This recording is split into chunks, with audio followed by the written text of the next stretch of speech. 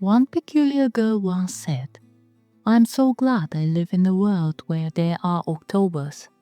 But we all know there are days and days in a month. Some happy, some sad, and in a blink of an eye, the month is gone. So let's together twist that time and create some days to remember, to mark this month special. Welcome to my October days. If you're new here, hi, I'm Hristo, the self-taught artist working mainly with watercolors and would love to share my art journey with you. We can't have proper October without pumpkins, and this year I've learned my lesson and checked the opening times of the patches around me, just in case. Being an artist, I couldn't miss the opportunity to surround myself with the inspiration.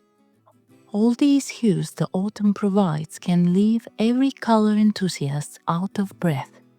And if that's not enough to convince you a pumpkin patch can be inspiring, let me tell you more about this one.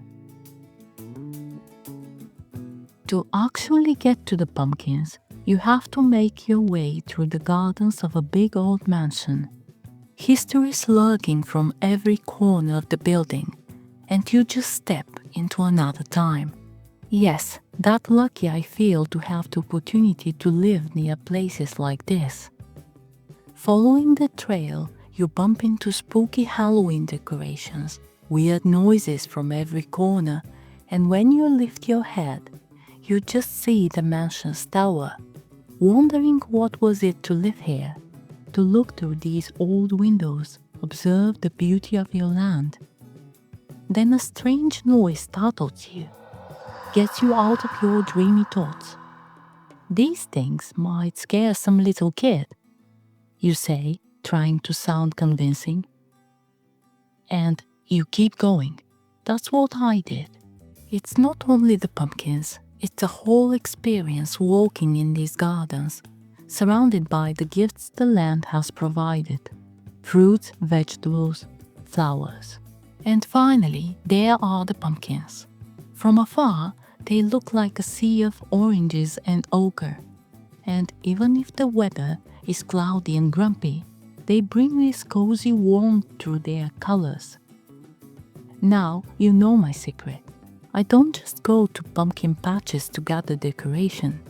I seek colors and vibes to feed my artistic hunger.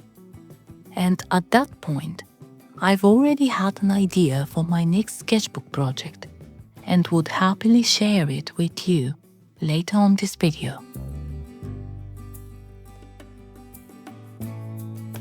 In a search for my pumpkin models, I knew only that I wanted them to be small and different from one another.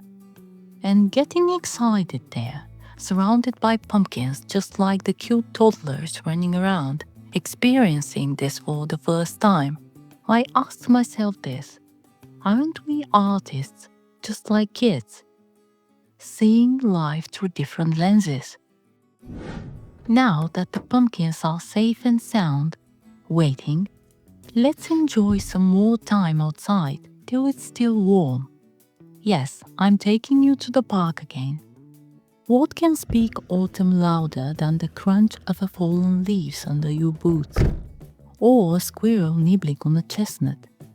And besides, there is something missing in my idea of a painting. Maybe it's a color, an object, or a feeling to evoke. So let's search for it.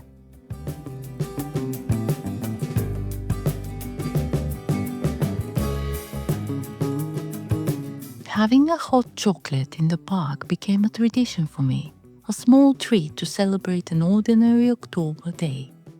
And if we don't squeeze these moments in our routine, somewhere, what would be there to remember?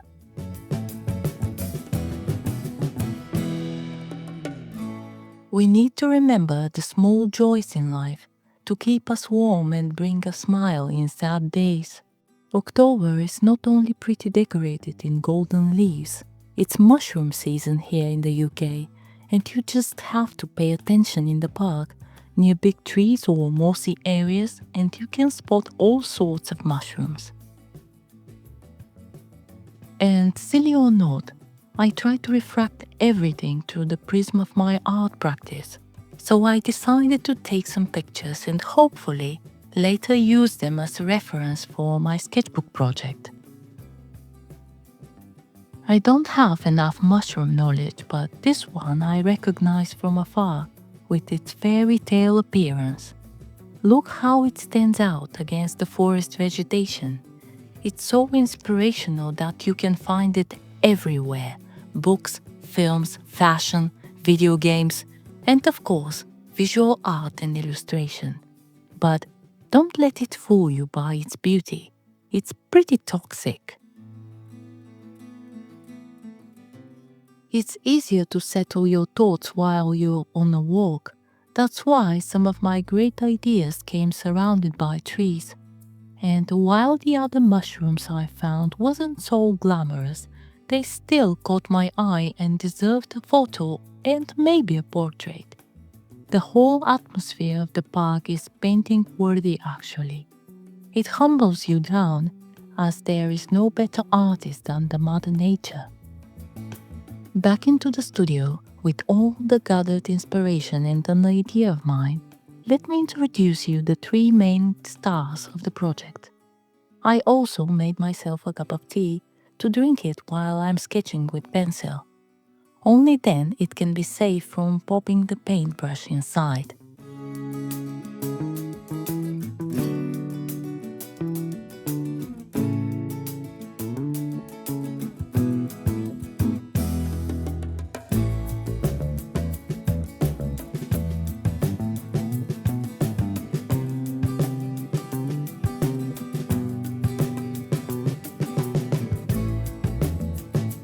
I decided to start with the background this time, although I wasn't sure how to represent the background, as I didn't want to extract it from a single picture.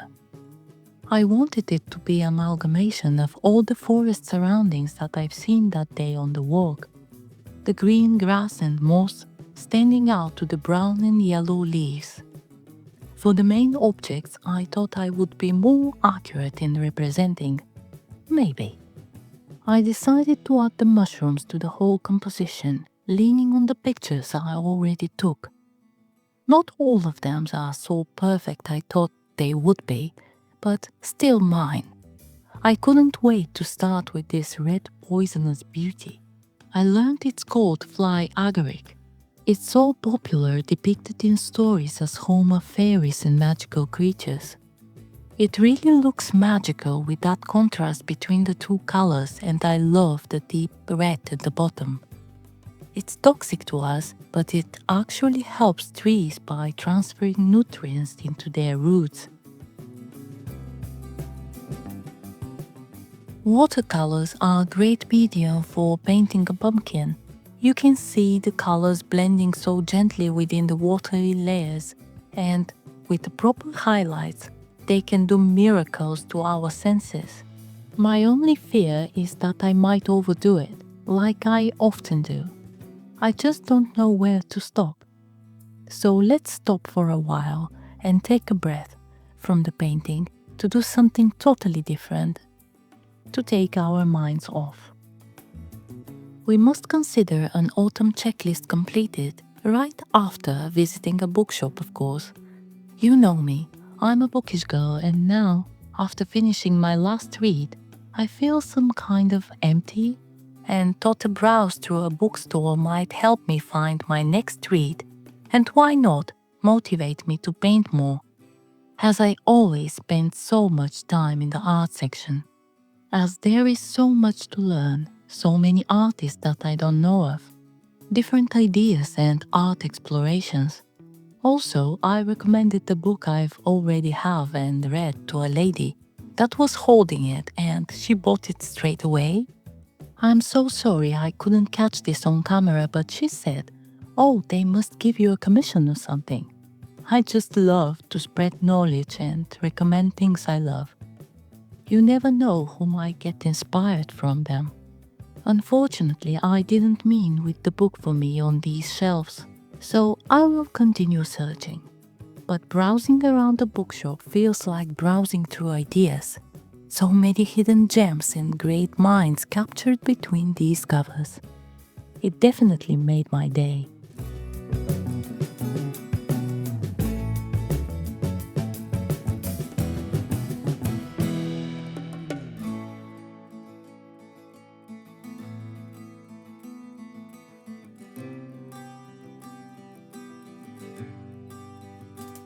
Back in the studio, my painting was calling me. To be honest, I didn't plan to be that big and connected to a whole composition at the beginning.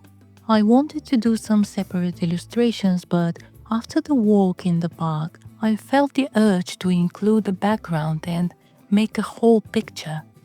I don't often talk about this, but painting a bigger piece like this one or bigger takes more time. It actually takes days sometimes. And with that fast culture of ours, short and sweet videos of art process, we tend to forget that art takes time. So don't rush your paintings. Enjoy every second of the process, every new learned lesson. A lesson that I've learned in painting slightly bigger pieces is to switch between different elements of the painting. That way they have time to dry, your eyes get some rest. As we all know that when you watch something way too long, you tend to make mistakes. Also, I want to ask you something. Would you like to see this in a print? Tell me in the comments. I haven't made prints for a very long time and I'm interested in your opinion. There are tons of interesting things to do in October, and I did not share some of mine as a guide. Neither I want you to put on the pink glasses and say everything's okay if it's not. I just wanted to show some of my days as an artist, to lit a sparkle of creativity and also to accent on the simple joys life can provide. Art creation is one of these joys and we should cherish it. The artistic freedom of the watercolors locked in their fluidity made them my favorite medium to work with, to express the colors I see surrounding me or twist them in a way my imagination will thrive. And all that golden inspiration the nature provides this season, I can't ask for anything else. Just to be grateful that I'm alive, painting, and have your support. Stay creative, my friends. Bye.